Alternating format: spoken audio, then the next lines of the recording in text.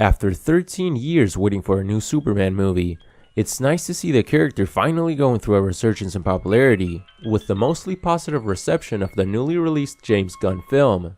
There's a lot of things to like about this new movie. It's charming, it's funny, it has a heartfelt story that makes you feel for its main character, and it did a great job with the depiction of all the characters they used. This movie has a lot of strong positives, but personally, what I ended up liking the most about it was just how weird they were willing to get.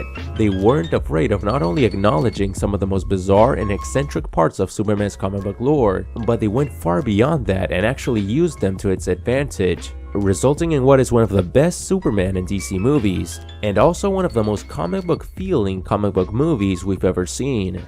Ever since Warner Bros. Started marketing the movie, they really emphasized the fact that it was going to feature some concepts that most people wouldn't have expected to see get adapted for a live-action movie, and most notably the addition of Krypto the Superdog, one of the most lovable and underrated characters from DC lore. But besides that, the trailers and clips they shared before its release also highlighted other fantastical concepts like a giant kaiju monster, or the Fortress of Solitude having some retro sci-fi looking humanoid robots just like in a lot of Superman comics, such as All-Star Superman, which was the first comic book that James Gunn mentioned as an influence when he originally announced the movie, then titled Superman Legacy.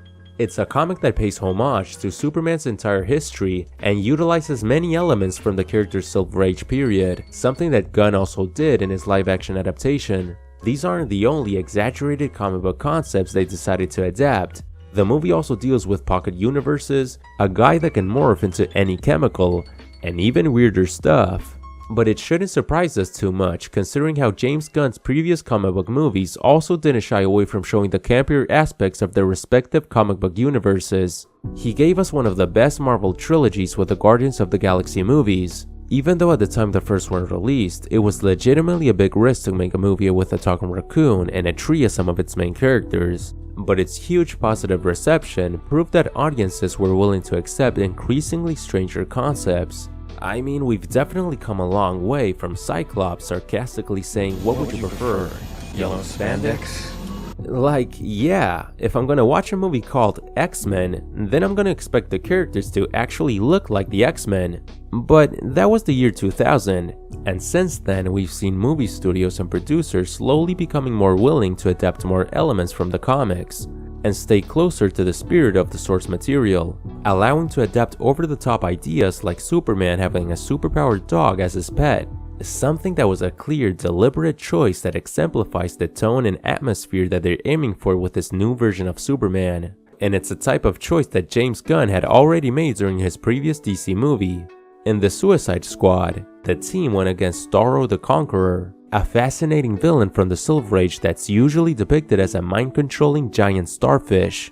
And Gunn didn't shy away from this interpretation of the character, even though he absolutely could have adapted it differently, since even in the comics themselves, they've already toned down the ridiculousness of the character by giving him a more badass looking humanoid form. But Gunn still purposefully chose to adapt a more outlandish Silver Age iteration as a creative and stylistic choice. And look, I'm not saying that comic book adaptations or even comics themselves work best only when they have strange or fantastical concepts. There's a huge variety of different styles within comics, and of course some of the best comic book movies like Logan and The Dark Knight chose to tone down significantly the weirder aspects of their source material. But there's no denying that whenever a comic adaptation chooses to ground itself and ignores the more ridiculous elements of its lore, the creatives involved are limiting themselves to adapt a very specific set of qualities that only allows the material to be portrayed in a strict, rigid way. This is why, in most cases, I'll always believe that comic book adaptations should lean into what made the original comic so captivating and interesting in the first place, no matter how seemingly ridiculous their ideas may seem at first glance. The truth of the matter is that the idea of a superhero, in general, is an inherently ridiculous concept, and there's absolutely nothing wrong with that. They are often portrayed with larger-than-life personalities and abilities. They live in an exaggerated and heightened version of our own reality, fighting against outlandish threats and dealing with highly conceptual ideas that defy all reason. This is why a lot of comic books throughout history have used weird as an adjective for their titles. Just to name a few, there's weird comics, weird science, weird fantasy, weird war tales, weird western tales. Comics and their heroes are usually associated with big monikers like astonishing, amazing, strange, incredible, invincible. These characters are meant to be epic. It's why they're often described as the closest thing we got to modern day myths, and there's no way to truly capture that grandiose feeling that their stories are meant to evoke without addressing these larger than life ideas. It's a huge part of the genre's appeal. One thing I thought was cool while watching the movie is the fact that Metamorpho directly said to Superman that he's weird. Not only was it a funny and ironic moment, since they had the movie's strangest character telling the protagonist that he's the weird one, but this was the film's way of acknowledging that they are dealing with silly, ridiculous, and strange concepts. While most other live-action comic book adaptations would have attempted to tone down some of these ideas, this movie clearly isn't ashamed of its original source material. I think that this decision to showcase the DCU's more fantastical concepts also contrasts with how relatable they made this new version of Superman. There's a common belief among some people who find Superman hard to identify or empathize with because of his immense, godlike power, and the fact that he's an alien from another planet. But the reality is that he's a character with many elements that ground him. He grew up in Kansas, on a humble household with loving parents who instilled in him a strong sense of morality and what's right and wrong. He's a kind and earnest person, something that really shouldn't be too hard to relate to. Superman may be an alien by birth, but he's actually one of the most human heroes in all of fiction. This is a vital aspect of the character that this movie completely understood, and it gave this version of Clark Kent much more depth. They made a point in showing Superman's more vulnerable side, precisely to humanize him. The first impression we get of this new iteration of Clark right in the beginning of the movie was seeing him bloodied and defeated, laying on the frozen Arctic floor after losing his first fight in his career. And the first thing we see him do is to call for help. Even when he's regaining his power from the sun, he starts to scream in pain. This film showed how Superman finds strength in being willing to ask for help and relying on others when he needs it. He isn't an all-powerful god. He's humble, kind, compassionate, and empathizes with all living beings, especially those who are more vulnerable and less capable of defending themselves, like poor innocent people, children, and also animals. I just love how they showed him being so concerned for Krypto's well-being. And the squirrel scene. I loved how there were so many moments of Superman saving people, but him saving the little squirrel was one of my favorite scenes from the entire movie. David Corenswet did a fantastic job at playing his character, and reflecting both his great personal strength as well as his vulnerability. The main conflict of the story revolves around Superman going through a crisis of confidence and self-doubt of his own identity, as people who once admired and trusted him start to doubt him because of his decision to get involved in the middle of a political situation, where he stopped a powerful country from invading a weaker, less developed nation. But it later reaches a boiling point after Luthor released the full message that Superman's parents had left when they sent him to Earth before Krypton was destroyed. Now, I gotta give a spoiler warning here for those of you who still haven't watched the movie, but in it, they made a twist on Superman's traditional origin by having Jor-El and Lara state that Superman's true mission on the planet was to subjugate humanity and rule as a dictator, even saying that he should have a harem of women and to reproduce as much as possible. Personally, I didn't really like this twist, since by now, seeing a story about an alien from an evil species coming to Earth and learning to love humanity has already been explored by other characters, many of whom were even inspired by Superman himself, such as Goku or Invincible. And in general, I just think that having a big reveal showing that the benevolent parents actually weren't good people and had dark secrets is kind of generic at this point, and a cheap way to get a reaction out of the audience. Like whenever they reinvent Thomas Wayne as being a corrupt person.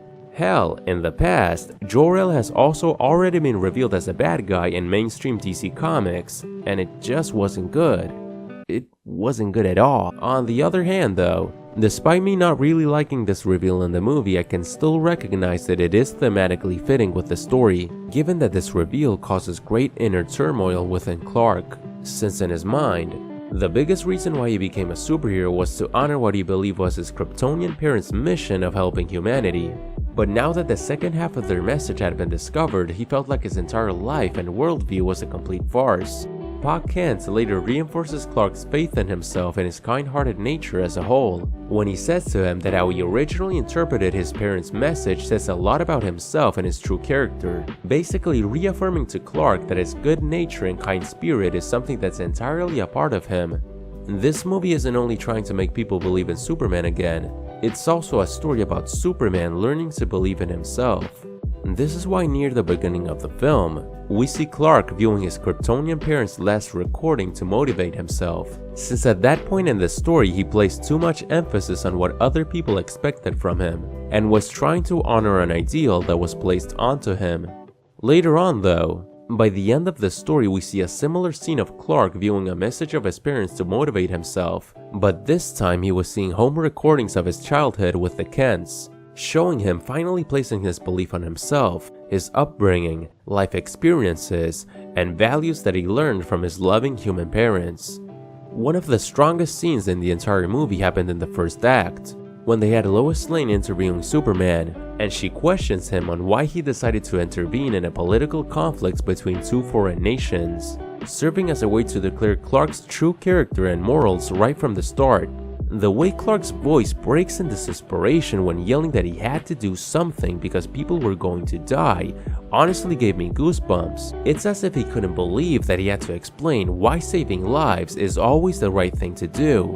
And nowadays, it's a lot more common for people to be jaded, distrustful, and disillusioned with just about everything. So I never really found it surprising that a character so idealistic and hopeful like Superman declined in popularity during modern times.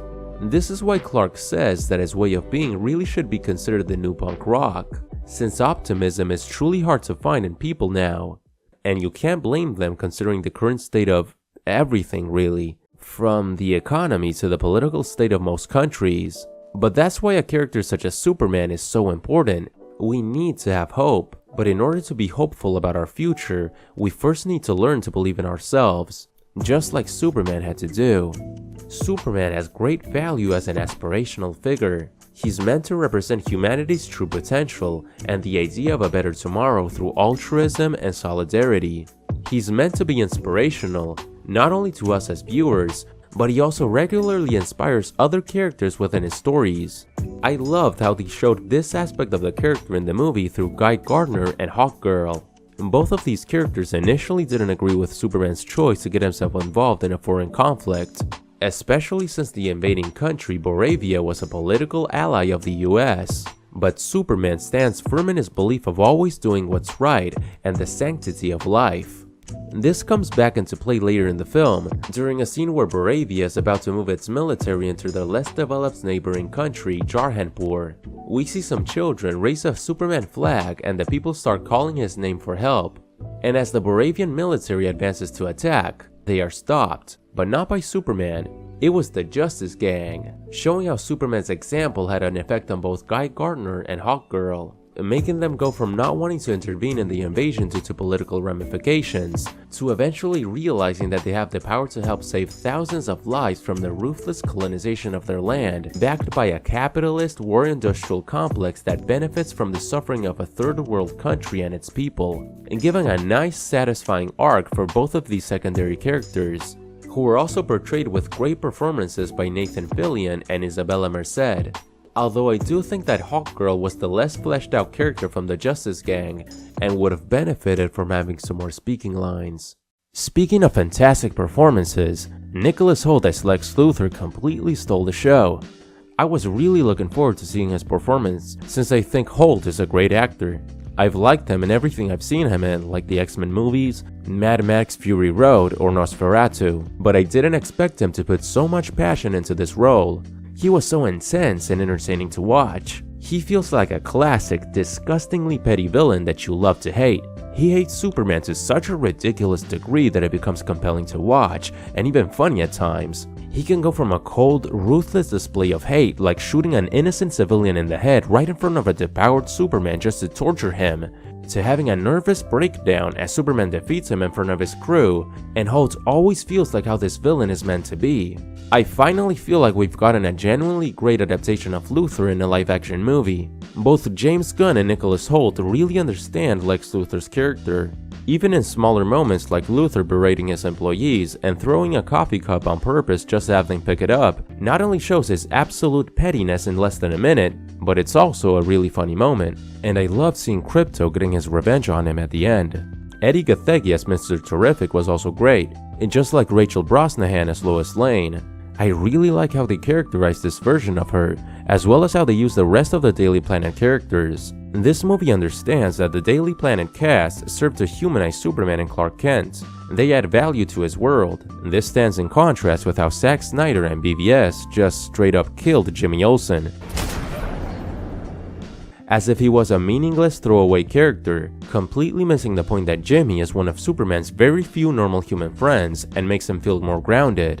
Other things I liked from the movie was its use of music, especially how they incorporated the classic John Williams theme. It had a really great soundtrack.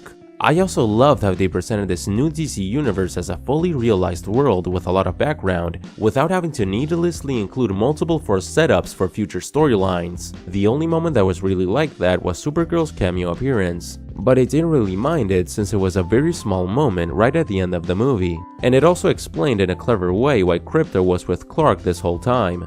I'm really looking forward to seeing her upcoming solo movie.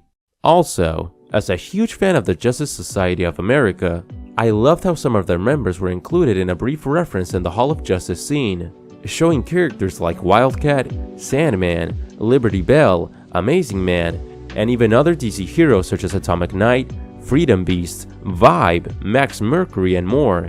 If we ever got to see a live-action JSA movie or show set in the DCU, that'd be insane. It would seriously be a dream come true for me. Of course, there were some elements from this film that I couldn't enjoy, unfortunately. I didn't like how the movie was a bit exposition heavy, for instance. I didn't really have a problem with its text introduction to start off the movie, but throughout the story there were multiple moments where they force-fed information to the audience in a really obvious way, like Luthor's meeting with government officials and the military, and there were other similar moments, like them explaining the engineer's backstory and motive just in a few lines of dialogue. And while she was kinda cool, in general she felt like an underdeveloped character that could have been replaced with any other number of villains from the comics whose origins are usually tied to Lex Luthor, especially since here she was reinvented to have her be given powers by Luthor in this universe.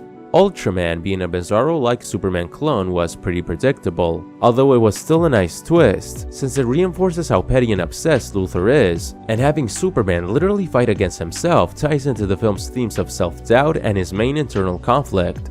Something that a lot of fans and I'd also love to see is this clone coming back with a visual change as a version of Bizarro.